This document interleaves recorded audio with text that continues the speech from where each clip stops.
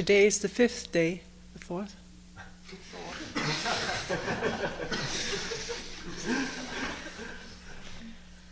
The 4th day of this April 1984 7-day retreat. Before getting to a koan, I want to bring one question which was brought up.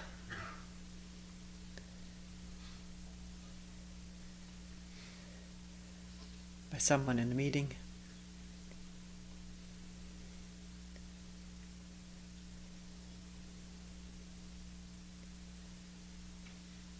I'm abbreviating the question, it's not verbatim. So please don't feel misquoted. In essence, the person was asking, are you or are we here discriminating against thoughts?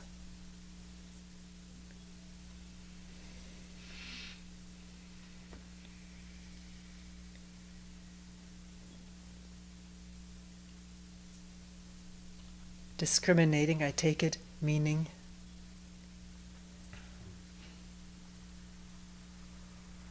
singling out something which is undesirable, bad.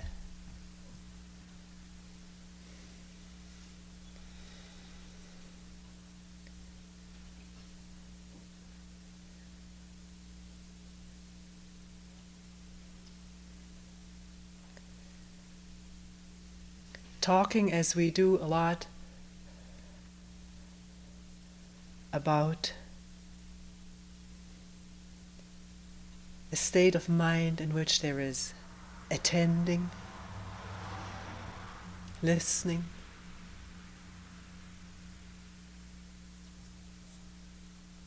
and in which the thinking process is quiet because it is irrelevant, useless. Hearing that, the mind may do what it is conditioned to do, namely, think. If thoughts are bad or useless or a hindrance, then it must be good not to have thoughts. Because if it's bad to have thoughts, it must be good not to have thoughts. Or hearing, even though this is never said, that if it's good to have no thoughts, it must be bad to have thoughts. This is what discrimination is all about. Or, to put it more directly in terms of the functioning of the mind, to think in opposites.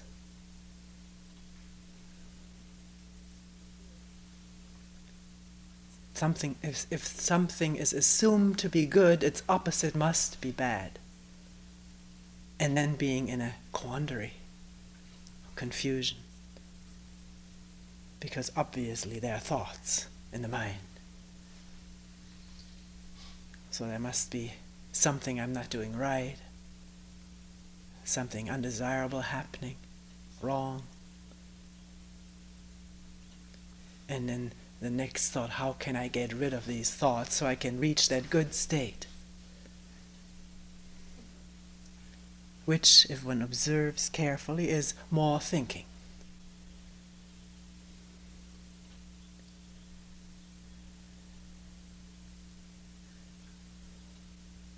No, there's no discriminating against thoughts. Rather, the question is asked, can one understand what thinking is all about, what a thought is, where it comes from?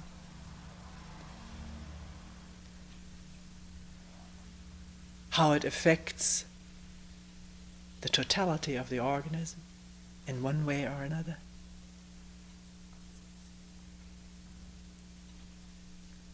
How from a physical state of being thoughts are generated I like this, I don't like this.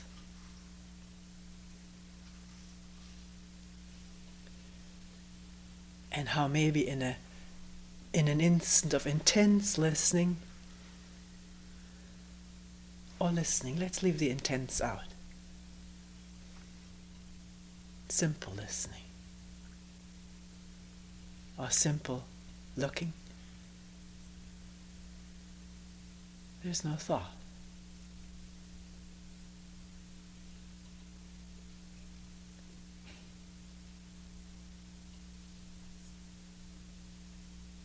But if this moment brings a feeling of freedom, joy, thought is there very quickly. How did I do that?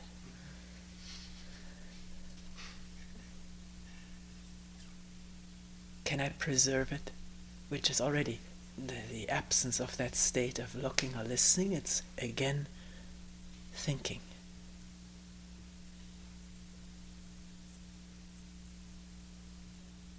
Which is blind, one could say, which is not a value judgment, but thoughts do not see, thoughts think. Thinking is an entirely different process from a state of seeing.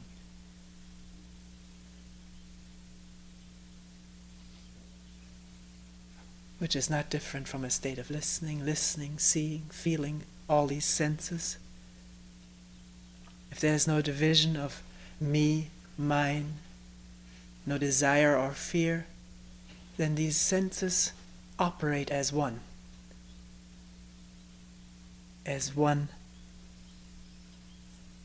whole perception.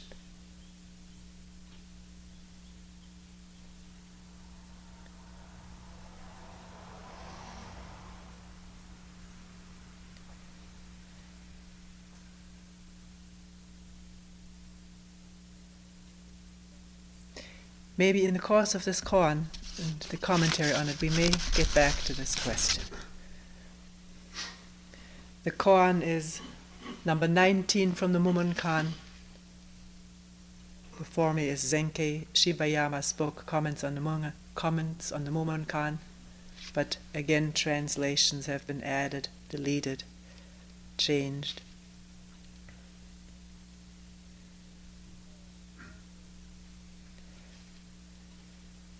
The title of the koan is Ordinary Mind as Tao. And the case reads, Joshu once asked Nansen, what is Tao?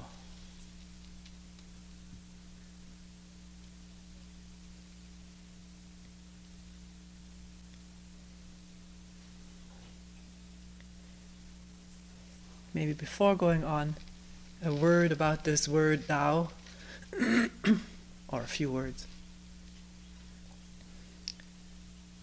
It's an ancient Chinese word, predating the arrival of Buddhism.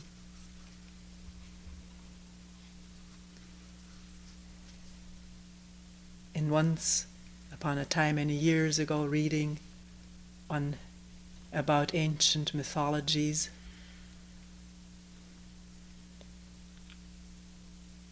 came upon this information that in the ancient cultures, the ancient civilizations, India, Egypt, Sumeria, and China,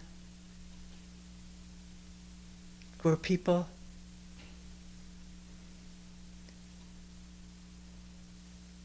were engaged in observing stars, planets, nature.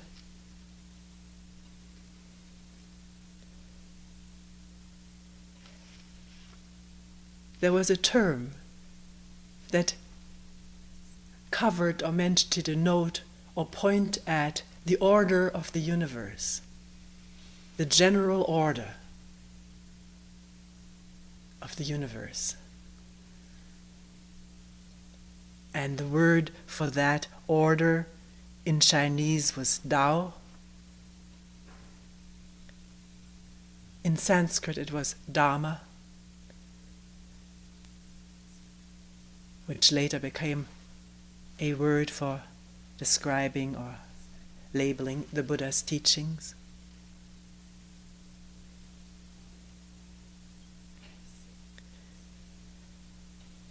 Tao in China was the wisdom, the understanding of the orderly interfunctioning of the macrocosm and the microcosm, human life and life in general, universal life. And it was the aspiration to set oneself in harmony with this universal order.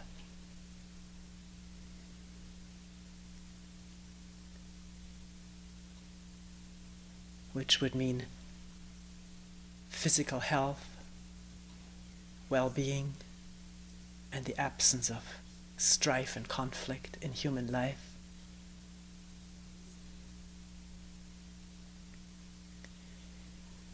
When Buddhism came to China,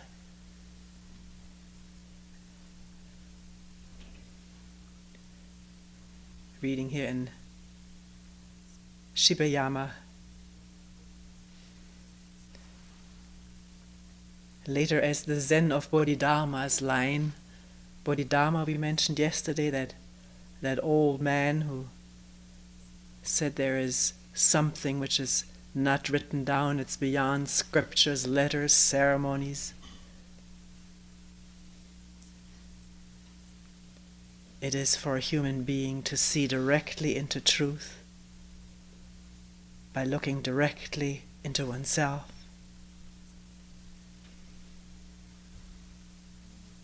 And he tried to demonstrate something about this by sitting.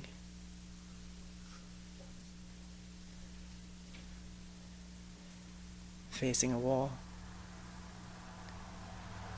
Which doesn't mean sitting facing a wall is looking into truth or seeing into oneself. It can mean putting in time, in the hope of something magical happening eventually.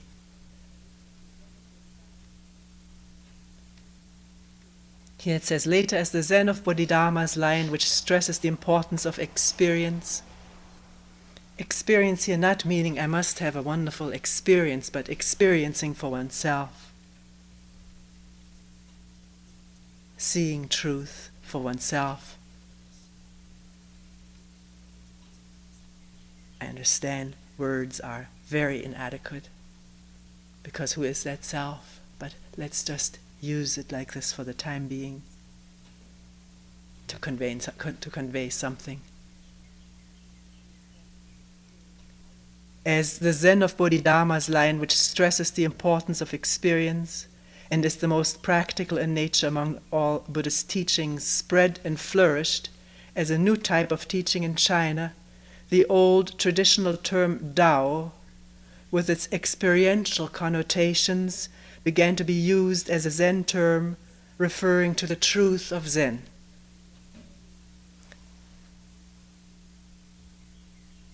Truth. Why truth of Zen? There's already truth of this as compared to the truth of that. There's no such thing. Truth is truth. It's not of something, of a sect or a group or a teacher.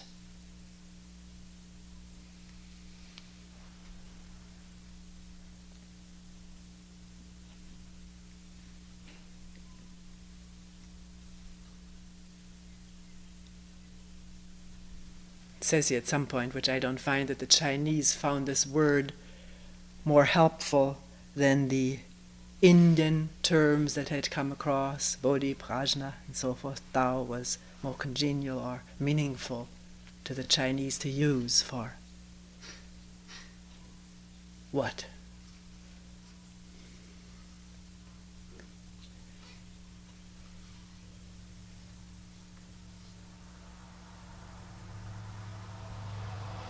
The thought of enlightenment or truth, ultimate, the absolute.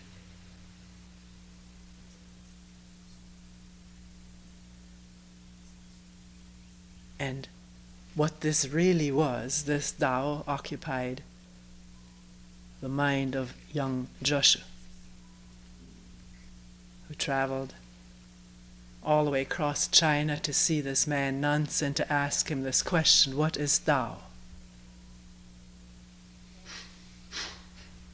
And Nansen answered, ordinary mind is Tao.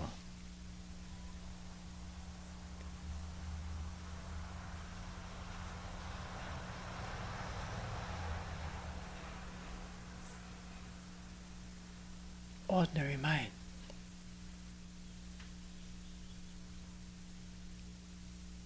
Is Tao.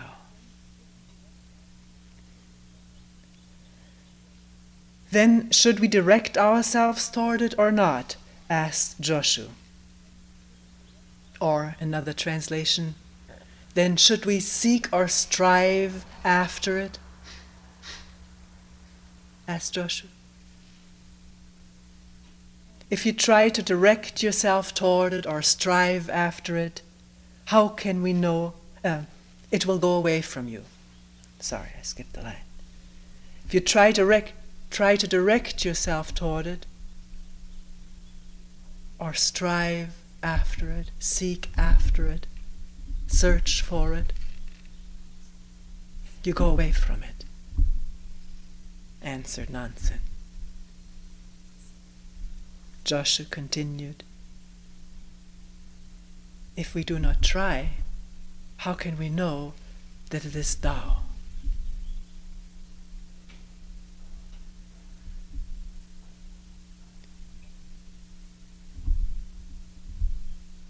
May also have asked, if we don't try, how can we ever get there? How can we ever know it? Nansen replied, Tao does not belong to knowing or to not knowing. Knowing is illusion, not knowing is blankness. If you really attain to this Tao of no doubt, it is like the great void, so vast and boundless. How then can there be right and wrong in the Tao?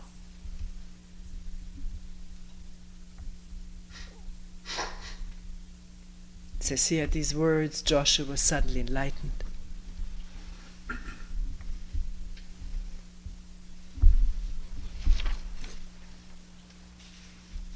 Commentary, which I take from a different translation, says, Joshua suddenly brought up the question to Nansen, who explained it.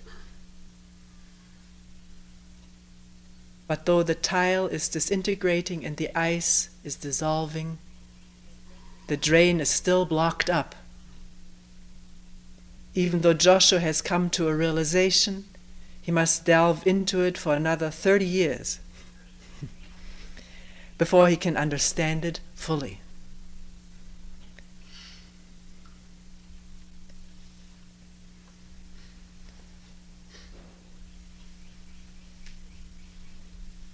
Maybe 31.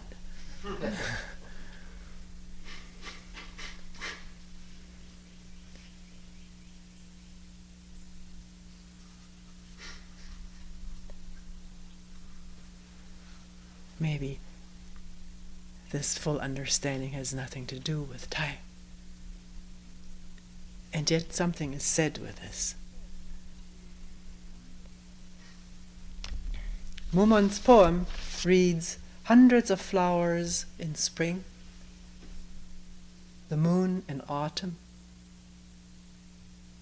a cool breeze in summer,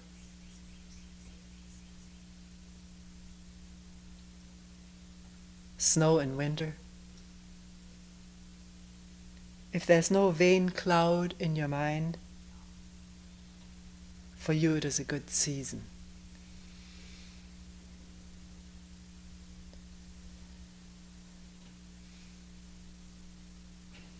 Another translation says, if no vain thoughts hang in the mind, every day is a good day. Not an opposite to bad.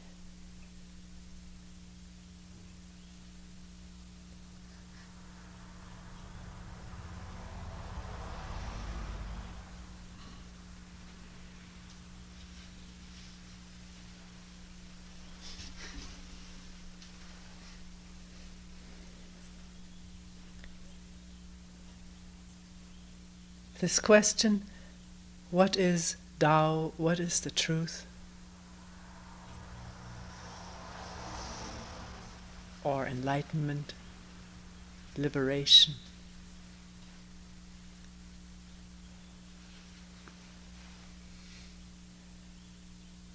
Where does it come from?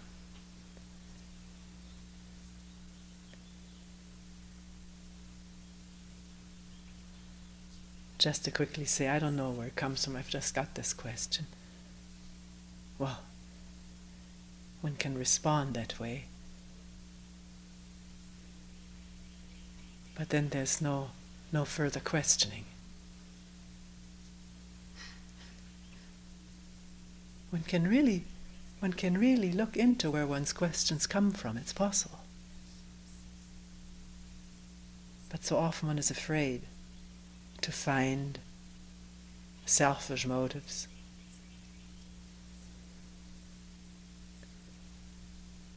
Why? Why is one afraid to find them?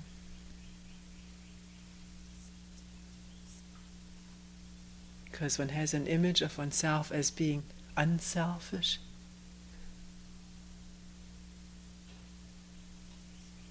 If one sees that one has this image, then it appears to be quite amusing.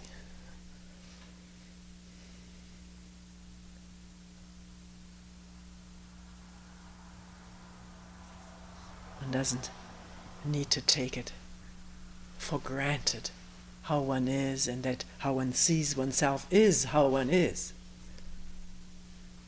This is the confusion that besets us, being trained to be good, to be this, to be that, and building up these images of how we are, that we assume this is how we are.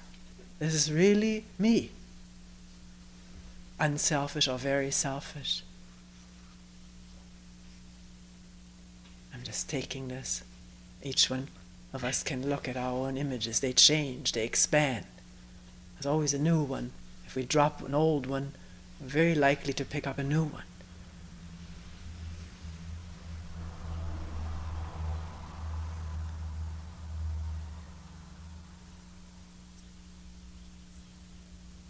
So why does one want to find out what is truth?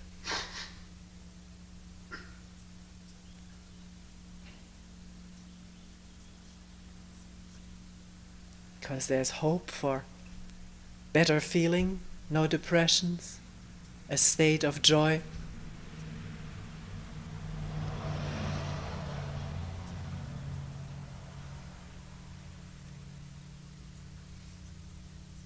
Which is the me at work wanting for itself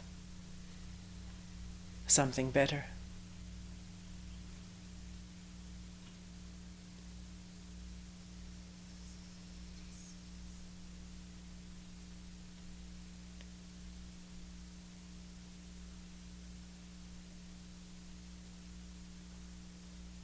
Or is there really a serious concern beyond what it may bring, what it may net or yield, about what is truth?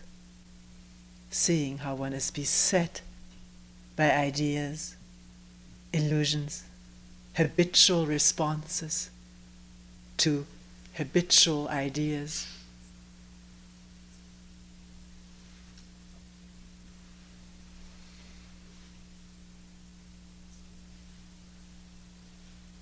Really realizing to some extent that one is incapable of seeing something or somebody directly as they are, as it is, as he or she is, without any projection,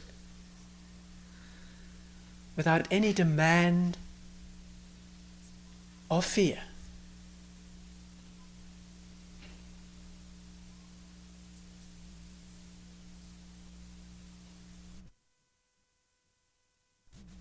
Seeing how one is caught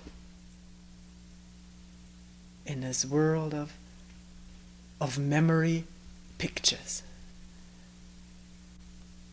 and their projections, and habit.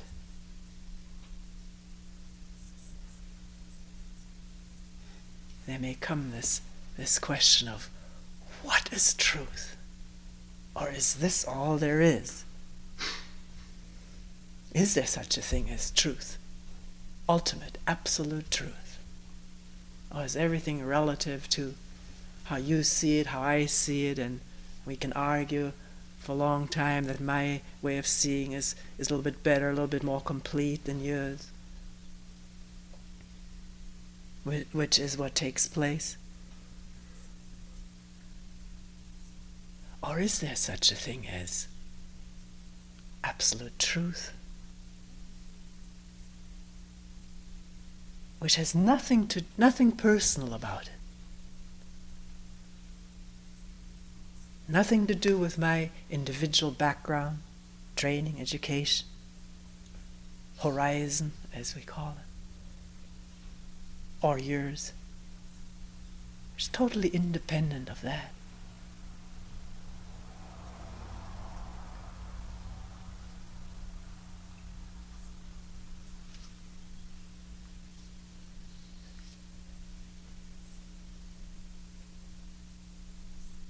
To find that out, at least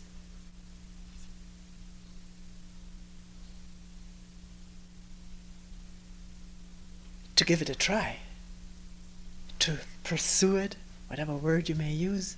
People give their lives. I don't mean kill themselves, but this is what is the overriding importance in a life such here as this particular character's, Joshua, who at this time was supposedly 30 years, he lived to be 120. All that time in between was spent. Well, what do we know how it was spent? It doesn't matter how his life was spent anyway.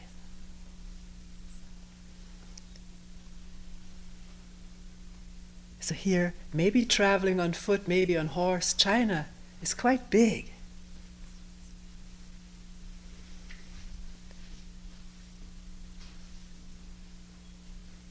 To ask this question of someone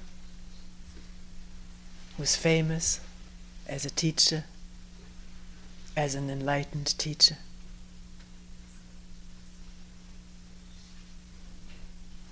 What is Tao?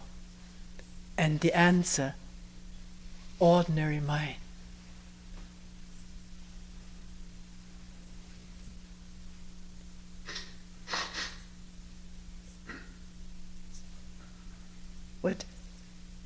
What goes on in you, in oneself, if one hears this answer? Ordinary mind is the truth,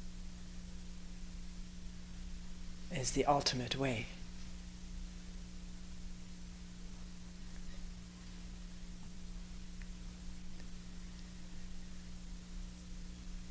Incidentally, I forgot to say, one translation of Tao is path or way, but as originally conceived, it was not a way from here to the goal to be attained, but the harmonious functioning of the whole universe, oneself included.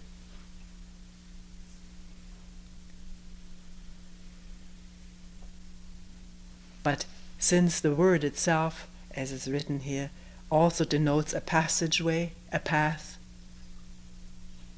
the word itself can begin to suggest that to a person, that it is a path of working, of striving, of gradually attaining.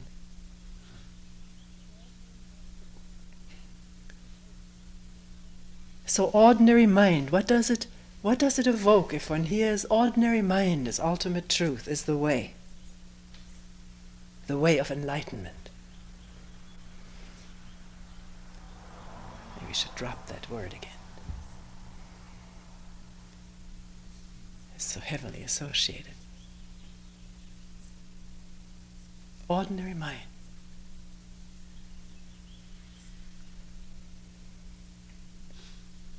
One could possibly think Well, I'm glad to hear that.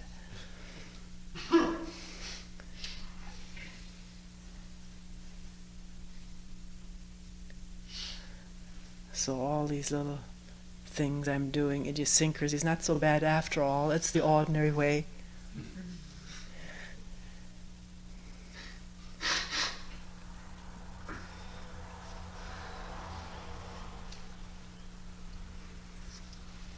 Let's just be ordinary.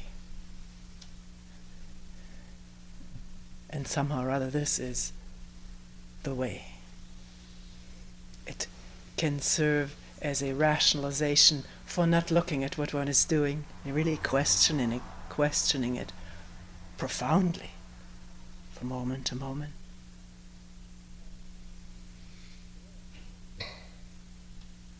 Or one could despair of this answer. Is that all? Certainly doesn't go along with what I've read about liberation, emancipation, enlightenment.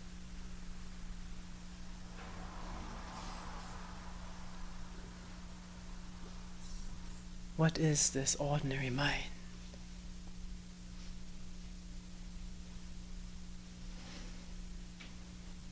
Does he mean the mind of conditioning, the conditioned mind, functioning in habit patterns, laid down not just in this life, but passed on to us by our parents? We went into that yesterday or the day before.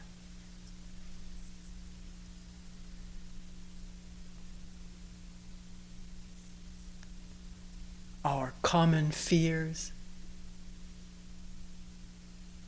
common anguish,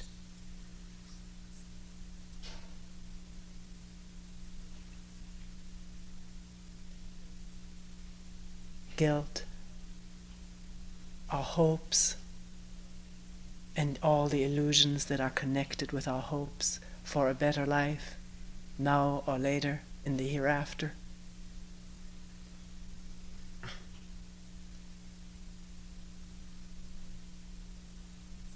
Our anger and violence, difficulty in relationship,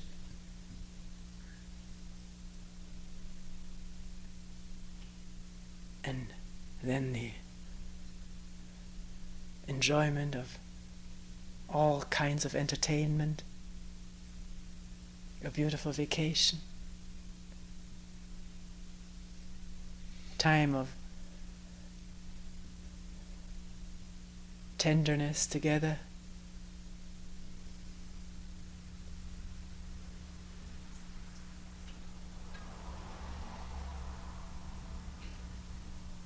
then the grief is at losing her or him with whom one had this tenderness,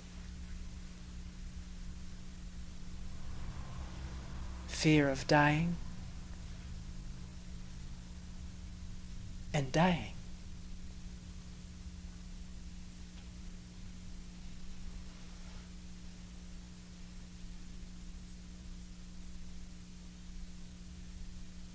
Is that the ordinary mind Nansen is talking about, is pointing at?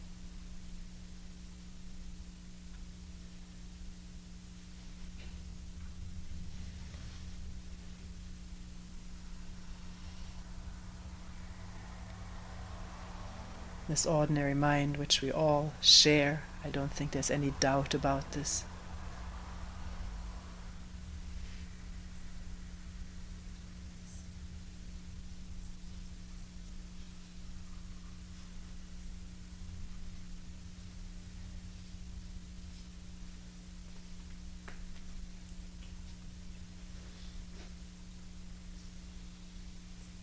Or does ordinary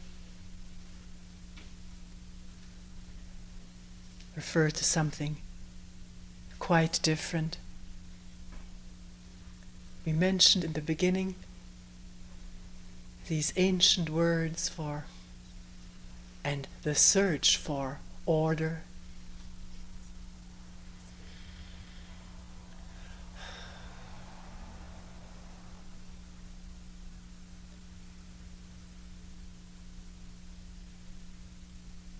not just throughout the universe, the orderly movement of the stars, planets, sun and moon,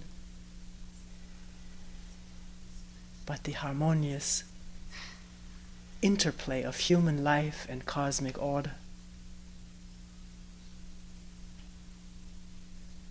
An ancient yearning of human beings for order of that kind, for universal order.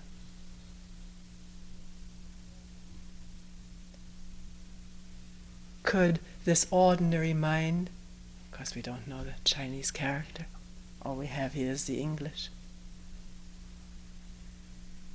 refer to a mind that is in order, not just within but without?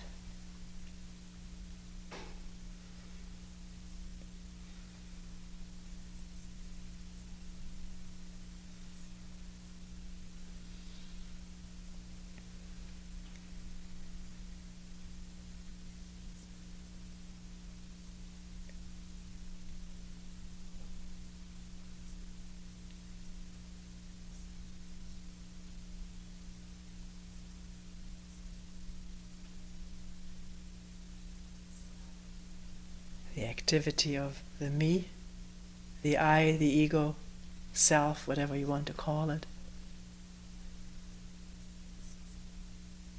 produces disorder, division, contention, collision, because my desires collide with yours, and then it's just a matter of who wins out. Who is the stronger or the weaker, who gives in or who dominates. On the smallest scale as well as on the largest scale of nations.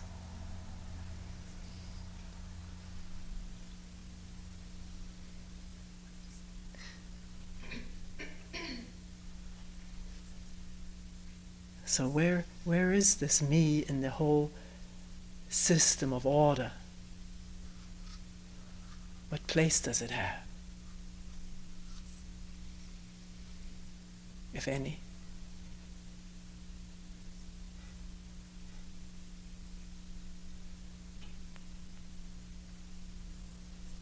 Nansen doesn't say any of this. He doesn't say get rid of the ego and you'll find Tao. He just says ordinary mind. And Joshua's question is,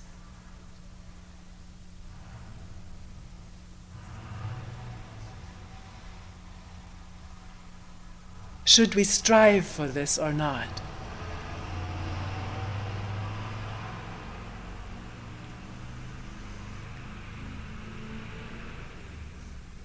Another question would be, how can I get that?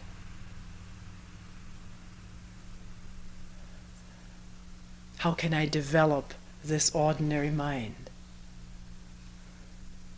Or change my mind, which right now is in confusion, into an orderly mind? How can I do it? How can I get it? Because this is really what I want. What I've wanted all my life. I've come all the way here. You tell me it's this. How can I get it?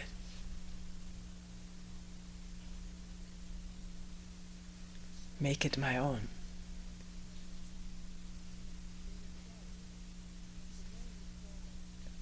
And the reply is, the more you try, the more it gets away from you. The more you run after it, or try to hold it, or get it, it's not there. It eludes you.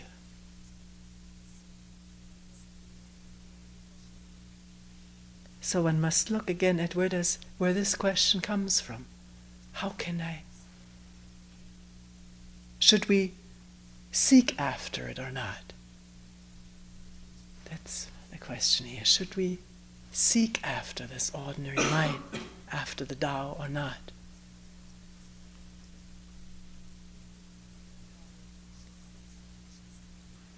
seeking implying a seeker,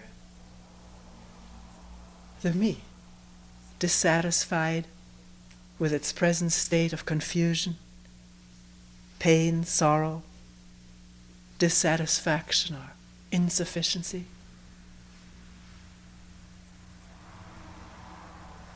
Seeking something that is beyond that. But it is the activity of the me, of the ego.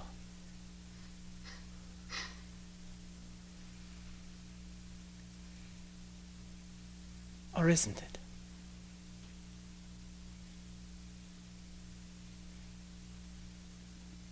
Is it just a simple question? Can one get it? Is it available? Is it attainable? Is that a simple question? One has to look. Do I want it? For what do I want it? It's all there, if one will only look and question, attend.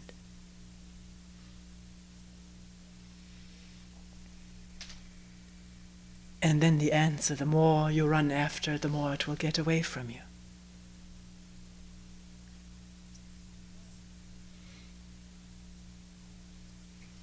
Why? What does he mean with that?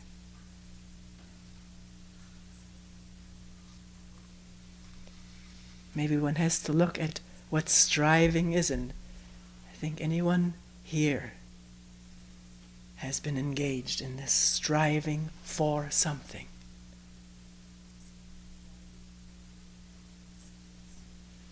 What one is striving for is something one imagines.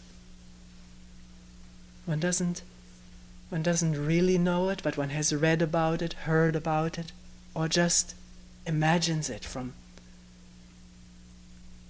one may not even remember from what sources.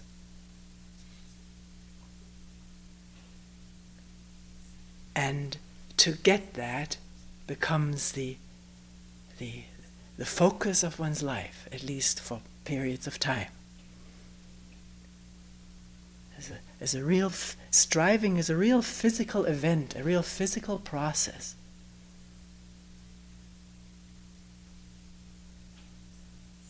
Certain tensions, certain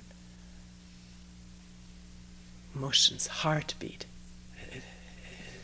The whole organism can be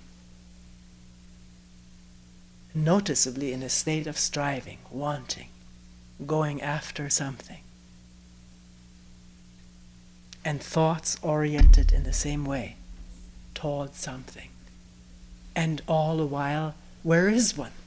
Now, here, sitting on the mat, or wherever one may find oneself, as one is engaged in this fantasy and striving toward it with a certain method one may have belief in, will get one there.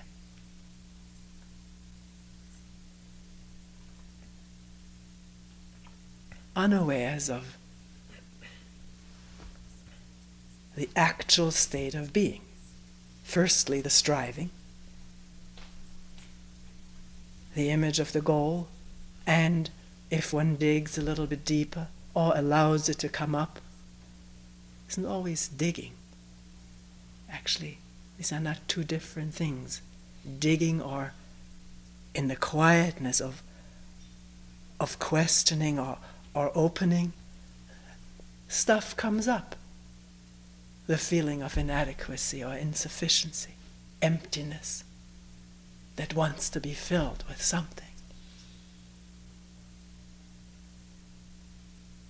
So it stops gnawing.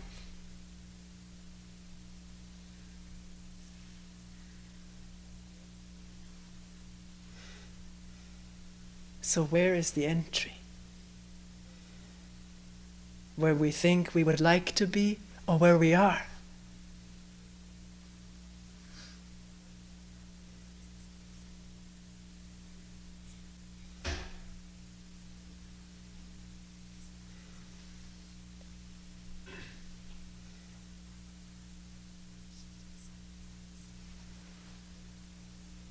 This is nothing to decide verbally or theoretically, but to find out what each of these processes is. One, getting in touch with what's really there, the other, an imaginary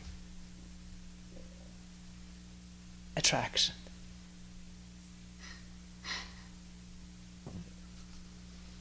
Or imagined.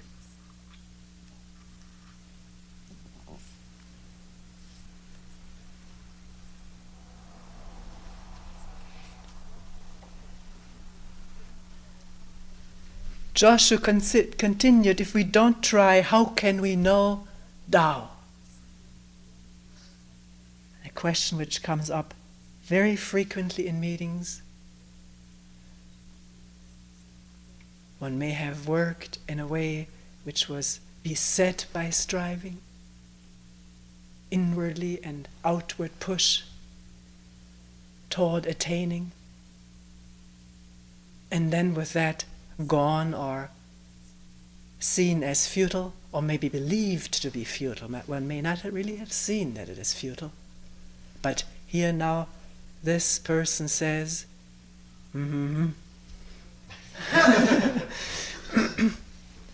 so all right, and I won't do that anymore. But then,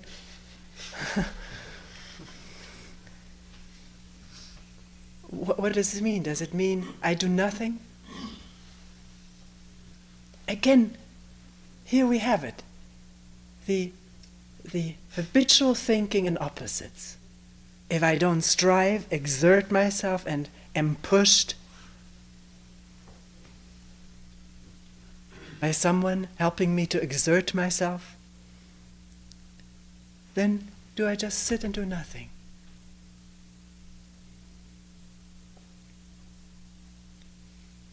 Which is just an exercise in thinking.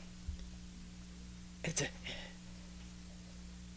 an ingrained thinking pattern.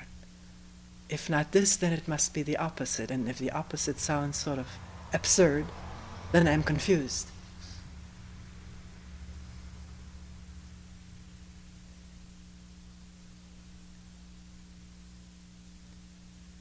If one hears about attention or awareness which is effortless, without effort, the thought goes like that, well then should I just exert no effort? Should I make no effort? Implied in a question like this often is, do nothing, sort of sit limp. Not that one does this, but the thoughts proceed that way and have effect on the body. There's no question about that. Maybe to clarify this at this moment, not making an effort or striving, exerting oneself toward a visualized or imagined reiterated goal does not mean sitting, working, or whatever one is doing without energy.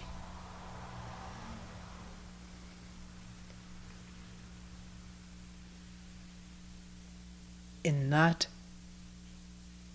striving away from what is, not holding up a goal,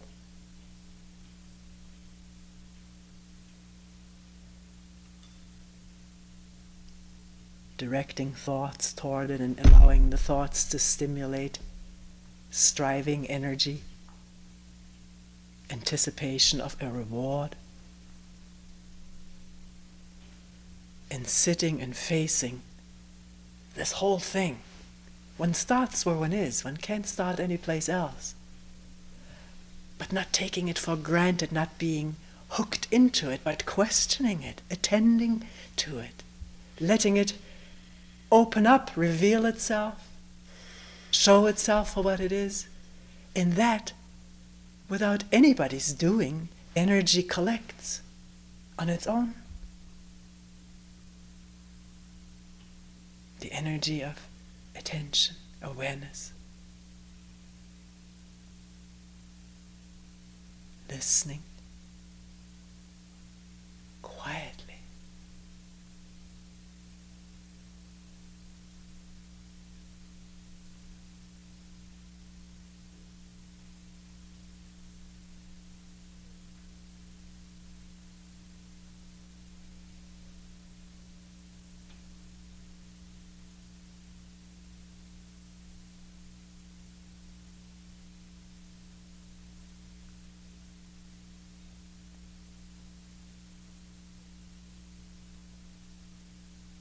Joshua's question then, how can we know that this is the truth or that this is Tao? And the answer is,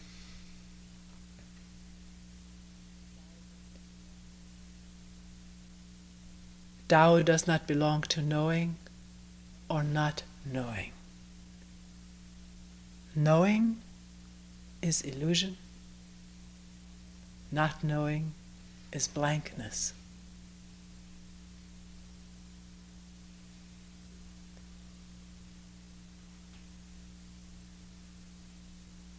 People sometimes ask this and say, how can I know that I'm really seeing?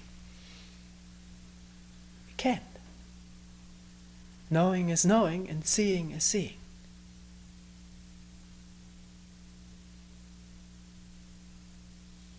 Can be seen that there was a thought or a desire to know. But seeing has nothing to do with past remembrances. It is the absence of past remembrances and their interference, their distorting effect.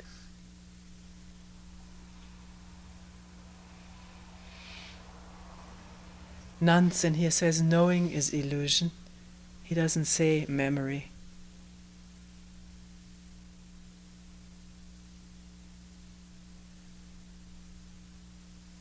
Memory makes it a little clearer.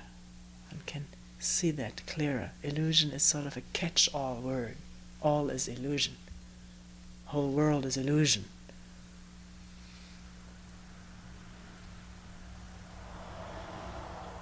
That is already an attitude toward the world rather than a statement of fact.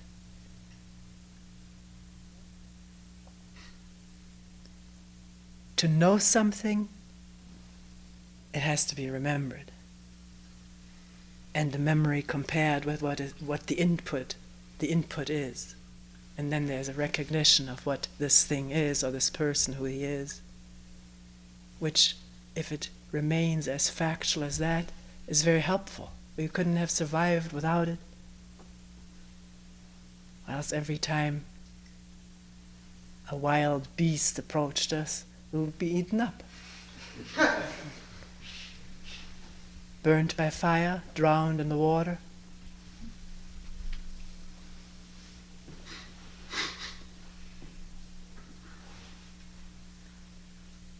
But what truth is can't be known. Truth is not knowledge, it's not memory. It's not of the past.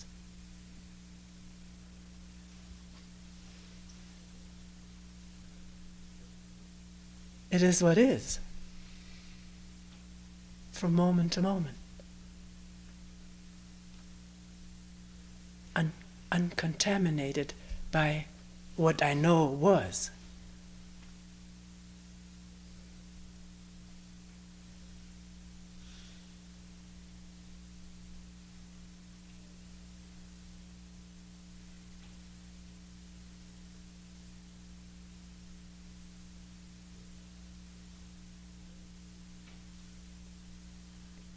So knowing is illusion or pictures, accumulated facts is also knowing about something. But it all is memory. In this storehouse of memories called the brain, deposited there.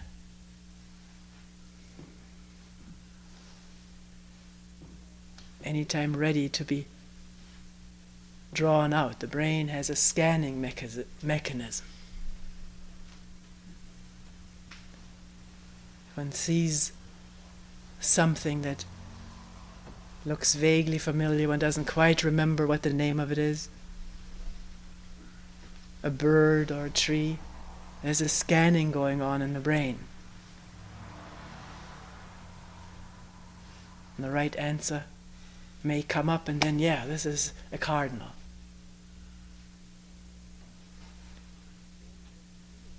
Or if the scanning doesn't yield, it's a bird one has never seen, and one is a bird watcher, one will make haste to identify that bird. And then this knowledge is stored from now on in the brain and available.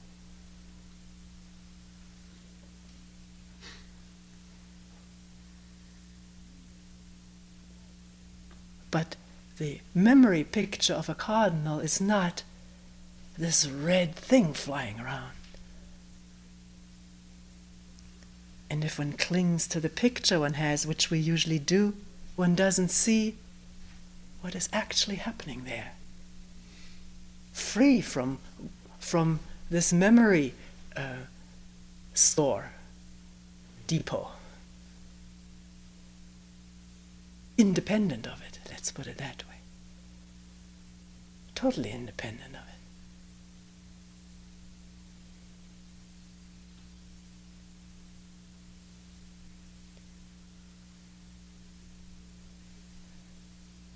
But you can see even in a case like this where the ego can come in, one is a bird watcher, one is known as somebody who really knows a lot about birds, so there's a tremendous drive to know this bird. And rather than seeing it, there's this nagging thing, why don't I know the name of it? Which subtracts or limits, narrows down the field of perception.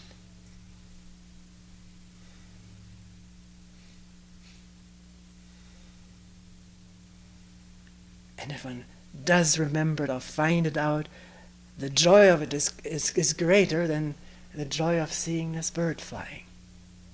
Not necessarily, but very often. It has a potential of interfering, subtly or grossly, with pure perception.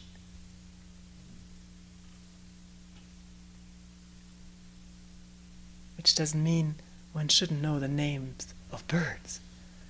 Shouldn't. This is the opposite pattern in the brain. This was interesting once to me. Why it is helpful? Because it was helpful to know names of birds in certain cases. And it occurred that if we don't have a specific name for a bird like cardinal, we have the word bird, which we imprint upon something flying in the sky. And then we see a much mushier thing, if we just see the word bird, than if one has really discerned a cardinal once. And the picture of a cardinal is a little clearer than the word bird. Or tree, for that matter. One discerns much more if one just doesn't say, oh, it's a tree, and I don't understand anything about trees. There's still an image there. Let's not kid ourselves. That only the person who has all this knowledge... Why do I carry on like that?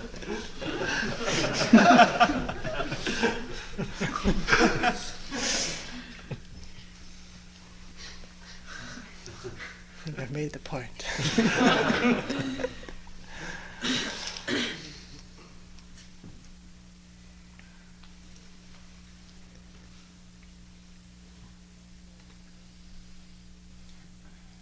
Not knowing is blankness. Maybe we should stop here and carry on tomorrow. It's gotten quite late. Don't get stuck with this word blankness. It seems to have a value judgment in it. I'm drawing a blank, which usually is an embarrassing thing. Not knowing is not knowing. It sounds simple, but it is not, because knowing is our security in our existence.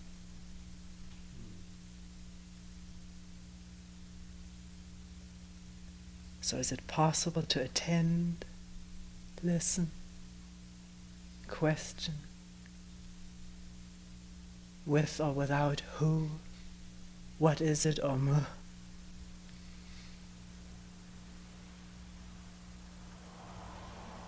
Without knowing?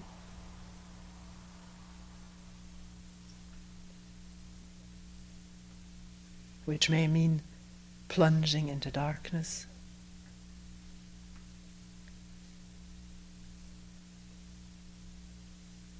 without knowing how it is all going to end up.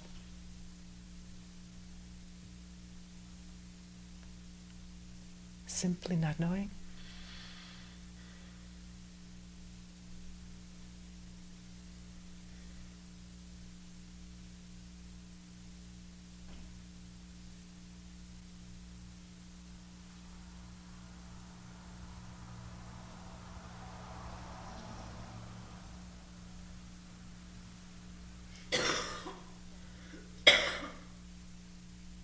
We'll stop here for today.